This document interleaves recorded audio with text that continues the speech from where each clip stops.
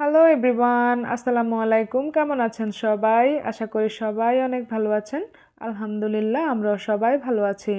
নতুন আরেকটি ব্লগ ভিডিওতে নাইমস ব্লগে আপনাদের সবাইকে ওয়েলকাম জানাই। দেখতে দেখতে রমজান মাস প্রায় চলেই এসেছে।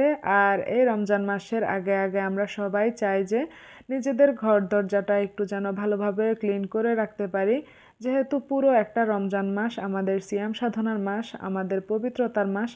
আর এই পবিত্রতার মাসেই হচ্ছে আমরা চেষ্টা করি যাতে পুরো এই রমজান মাসটা আমরা অনেক বেশি ইবাদতের মধ্য দিয়ে কাটাতে পারি।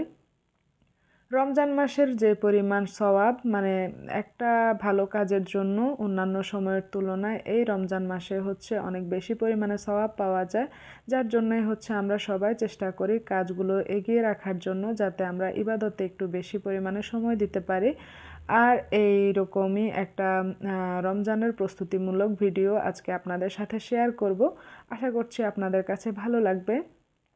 তো ভিডিওর শুরুতেই দেখেছেন যে আমি পর্দাগুলো খুলে নিয়েছিলাম, বাসার সবগুলো পর্দা আজকে ভিজিয়ে দিয়েছি। ওগুলা ভিজতে থাকুক, আর এর মাঝে আমি হচ্ছে বাসার উপর দিকটা একটু ঝেড়ে নিয়েছিলাম ঝাড়ু দিয়ে, ফুলের ঝাড়ু দিয়ে, আপনারা দেখতে পেরেছেন। এরপর ঘর ঝাড়ু দিয়ে ঘরটা আমি ভালোভাবে মুছে নিয়েছিলাম।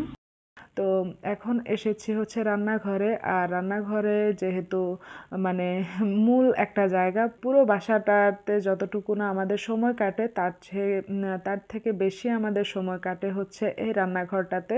সামনে যেহেতু রমজান মাস, আর রমজান মাসে আমি চাচ্ছিলাম যে মানে কোনো প্রকারের কোনো ঝামেলাপূর্ণ কাজ আমার অবশিষ্ট থাকুক, সেটা আমি চাচ্ছিলাম না। রান্নাঘর তো আমাদের প্রতিদিনেরই একটা রান্না করার জায়গা, আর এখানে হচ্ছে প্রতিদিন রান্না করি বলে তেল চিটচিটে ভাব তো থাকবেই, এটা স্বাভাবিক। তো এগুলো আসলে চাচ্ছিলাম না যে রমজান মাসে ধরার জন্য, তাই জন্য আগে আগে হচ্ছে সব রকমের যা যা পট আছে আমার সব কিছু আমি সেদিন বের করে হচ্ছে নামিয়ে নিয়েছিলাম, আর খুব ভালোভাবে হচ্ছে পরিষ্কার করে নিয়েছি। আমার হচ্ছে আর এক মাস এগুলোতে হাত না দিলেও চলবে। এমনিতে মাঝে মধ্যে এগুলো ক্লিন করে নেই, কিন্তু ওইভাবে আসলে ডিপ ক্লিন যেটা, সেটা আসলে প্রতিদিন করা সম্ভব হয় না, যার জন্য হচ্ছে রমজানের আগে চাচ্ছিলাম যে ডিপ ক্লিনটা করে নেওয়ার জন্য। তো আমি এগুলা উপর দিয়ে ভেজা কাপড় দিয়ে ভালোভাবে মুছে নিয়েছিলাম। আর এখন হচ্ছে আবার জিনিস জায়গায় রেখে দিচ্ছি। আমার এই সাইডের ওয়ালটা দেখতে আপনাদের কাছে আমি জানি খারাপ লাগবে, কিন্তু আমার আসলে কিছুই করার নেই। এটাই হচ্ছে আমার বাসা। আর আমার বাসার হাফ ওয়ালের মতো হচ্ছে টাইলস করা আছে রান্নাঘরটা। তো যার জন্য হচ্ছে উপর সাইডটা টাইলস করা নেই। তার উপরে যেহেতু পুরনো বাসা বলতে আমাদের এটা একটা সরকারি বাসা। আমরা যেহেতু সরকারি বাসায় থাকি, যার জন্য চাইলেই হচ্ছে সব সময় কাজ করে ফেলা যায় না, বা ইচ্ছে মতো নিজে যে ঠিক করে ফেলবো এমনও করা যায় না। অনেক পুরনো বাসা, এই দাগগুলো হচ্ছে অনেক দিনেরই পুরনো, যার জন্যই হচ্ছে আমার পক্ষে আর অত বেশি ক্লিন করা সম্ভব হয়নি। যতটুকু আমি পারি ততটুকুই করার চেষ্টা করেছি। আর এই যে এইদিকে হচ্ছে চুলাটাও আমি আগে থেকে ক্লিন করে নিয়েছিলাম। চুলার একদম উপরের নিচে আমি ভালোভাবে মুছে নিয়েছি। তারপর চুলার পাশের যে প্লেটগুলা, মানে চুলার মাঝখান দিয়ে এই প্লেটগুলোও হচ্ছে আমি ভালো করে ক্লিন করে নিয়েছি। আর এখন যে জিনিসটা আপনাদের সাথে শেয়ার করছি, এই জিনিসটা হচ্ছে বাহিরের থেকে কিনে আনা ছোট্ট একটা জিনিস, কিন্তু এইটা আমার অনেক বেশি মানে উপকার হয়েছে চুলার উপরের এই সাইডটাতে দেওয়ার কারণে। আমার চুলার উপরে আপনারা দেখতেই পাচ্ছেন ছোট্ট একটা গোল মতো আছে, তো এটার সাইড দিয়ে হচ্ছে ছোট ছোট ছিদ্র করা আছে, এটা দিয়ে আগুনটা বের হয়, কিন্তু সেই পরিমাণে আগুনটা লাগে না, যার জন্য হচ্ছে আমার চুলার মাঝখান দিয়ে গরম হতে অনেক বেশি সময় লাগে। তো এটার একমাত্র সলিউশন এইভাবেই করা সম্ভব হয়েছে। মানে এই গোল চাকার মতো যে জিনিসটা দেখতে পেরেছেন, এটা ছিল হচ্ছে একটা তারের জিনিস। তো যখন চুলাটা জ্বালানো হয় তারগুলো হচ্ছে মানে সমানভাবে গরম হয়, তো যার জন্য মাঝখান দিয়েও তাপটা লাগে। আর ওইভাবে করে হচ্ছে আমি এখন খোলার পিঠাটা তৈরি করতে পারি।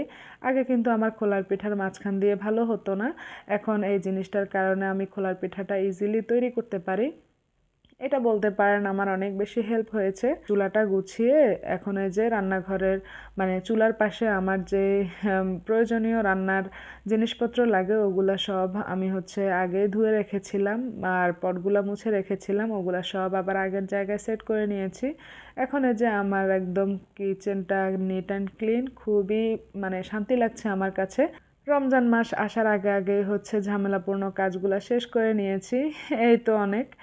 তো আসলে এই রকমের ভিডিও শেয়ার করার জন্য একসাথে অনেক কাজ করা লাগে, বলতে গেলে পুরো বাসাটাই একদিনে মানে ক্লিন করে নিয়েছি, বা আমার 2 দিনের মতো সময় লেগেছিল।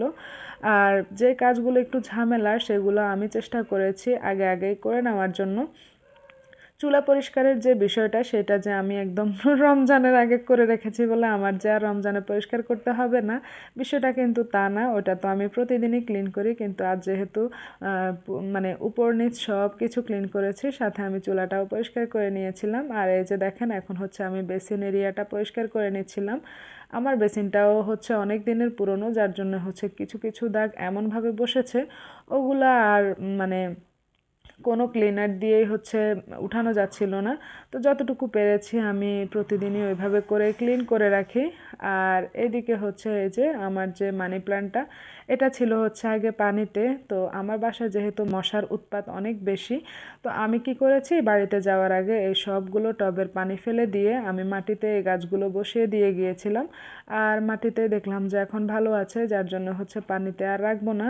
পানিতে আমার বাসায় মনে হয় যেন আমি ডেঙ্গু চাষ করছিলাম। তো এটা থেকে আল্লাহ আমাদের সবাইকে হেফাজত করুক, আমার বাচ্চাদেরকে আল্লাহ সুস্থ রাখুক। তো এই তো কথা বলতে বলতে হচ্ছে আমার বেসিনের উপরের সাইডটা ক্লিন করে নিয়েছি, আর এখন হচ্ছে আমি নিচের এই সাইডটা পরিষ্কার করে নিব। তারপরে এই যে বেসিনের যে নিচের সাইডটা, এটাও ময়লা পড়ে পড়ে মানে দাগ পড়ে গিয়েছিল। এই বেসিনটাও যেহেতু পুরনো, তো এই জন্যই আর কি অনেক জিনিসই আপনারা আশেপাশে দেখেন, ওগুলা প্লিজ আপনারা ইগনোর করবেন। আসলে আমার পক্ষে এগুলো অ্যাভয়েড করে ভিডিও তৈরি করা কোনোভাবেই সম্ভব না।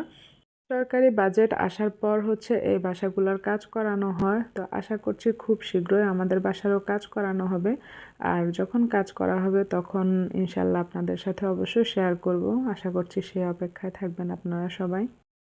তো এই যে এদিকে হচ্ছে ফ্রিজটাও ক্লিন করে নিচ্ছিলাম, আমার বেসিন এরিয়াটা ক্লিন করা শেষ। এখন আমি হচ্ছে ফ্রিজটা ভালোভাবে ক্লিন করে নিচ্ছিলাম, মানে উপর সাইডটা, ভেতর সাইডটা আমার পরিষ্কার করাই আছে। উপর সাইডটা দিয়ে যেহেতু ধুলোবালি বেশি পড়ে, যার জন্য হচ্ছে আমি কিছুদিন পর পরই এটা ক্লিন করে নেই। আর এই যে ফ্রিজটাও একদম ঝকঝকে করে ফেলেছি পরিষ্কার করে। আপনারা যারা এখনও পর্যন্ত আমার ভিডিওটি দেখছেন কিন্তু লাইক দিতে ভুলে গিয়েছেন, তারা প্লিজ একটি লাইক দিয়ে আমার পুরো ভিডিওটি কন্টিনিউ করবেন। আর আমার চ্যানেলে আজকে যদি আপনারা কেউ নতুন হয়ে থাকেন তাহলে প্লিজ আমার চ্যানেলটি সাবস্ক্রাইব করে নেবেন। পাশে থাকা বেল বাটনের অল অপশনটিও ক্লিক করে রাখবেন, এতে করে যখন আমি এই ধরনের ভিডিও ছাড়ব তখন আপনাদের কাছে নোটিফিকেশান চলে যাবে, আর আপনারাও তা সময় সুযোগ করে দেখে নিতে পারবেন।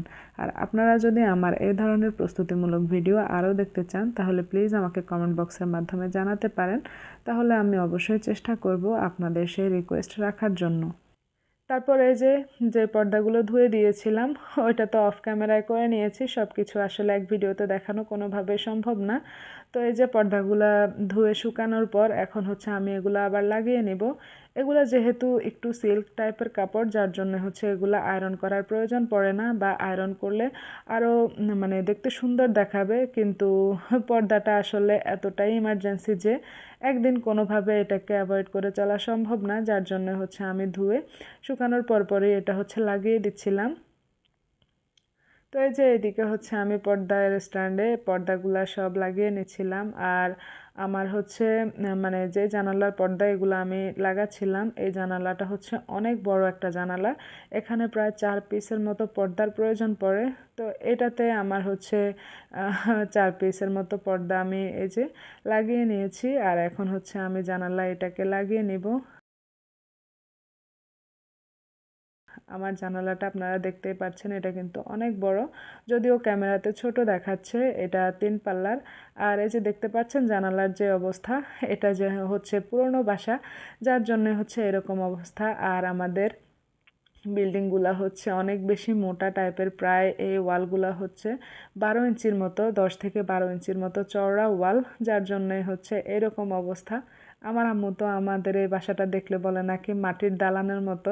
ভিডিওটি তাহলে আজ এই পর্যন্তই। সবার সুস্বাস্থ্য কামনা করে আজ এখানেই বিদায় নিয়ে নিচ্ছি। আল্লাহ হাফেজ, আসসালামু আলাইকুম।